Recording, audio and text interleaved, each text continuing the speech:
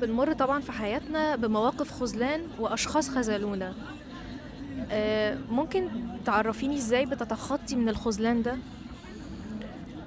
الخذلان يعني هو طبعا بيبقى أسوأ شعور ممكن الإنسان يحسه. النكبة لما بتجيله من مصدر يكون ثقة، وده أكيد بيحصل لنا كلنا بسبب إن إحنا بنبقى متصورين إن في عوامل أمان في حياتنا بيتم زعزعتها. يعني دايما لما الواحد بيتعرض للخذلان يعني دايما بيرجع للكنف الأعلى، ويعني ولله المثل الأعلى بيرجع لربنا سبحانه وتعالى. آه، يعني بتبدأ يحس ان هو ايه ان الامان بيبقى دايما في العلاقة الدائمة اللي هي علاقته مع ربنا سبحانه وتعالى.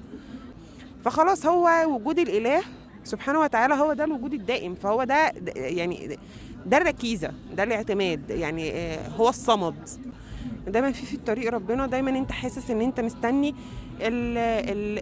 الطاقة الإلهية اللي تعوضك. مش شرط الطاقة الإلهية دي بقى تكون فلوس او تكون شخصيات او لا، انت مستني طاقة من ربنا سبحانه وتعالى. لا بيحصل ده.